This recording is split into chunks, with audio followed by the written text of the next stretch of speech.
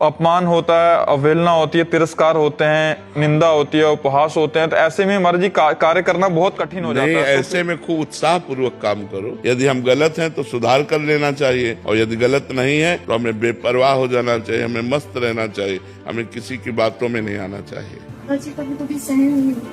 नाम जप करो तो इससे सहनशीलता बढ़ेगी। कि कब तक सहन करें, कब तक सहन? हमें बराबर जीवन भर सहन करना पड़ेगा। जो सहन कर गया वही महात्मा, जो टूट गया वही संसारी। क्या परिस्थिति परिवर्तित करने के लिए श्री जी से ठाकुर? परिस्थिति परिवर्तित करने के लिए नहीं, परिस्थिति में हृदय को परिपक्व करने के लिए भगवान ने बनाया है। परिस्थिति भगवान ने दिया है हमारे हृदय को परिपक्व करने के लिए। हम परिस्थिति परिवर्तन की मांग ना करें, हम उस परिस्थिति में डटकर लड़ने की क्षमता प्राप्त करें। हम कहाँ भाग के जाएंगे, जहाँ जाएंगे वहाँ माया है। जिस परिस्थिति में भगवान ने मुझे रखा है, बहुत सोच समझ के रखा है, और भगवान के द्वारा किए हुए विधान रूपी परिस्थिति में हमको बलवान बनना है, कमजोर नहीं बनना, हमको सहनशील बनना है।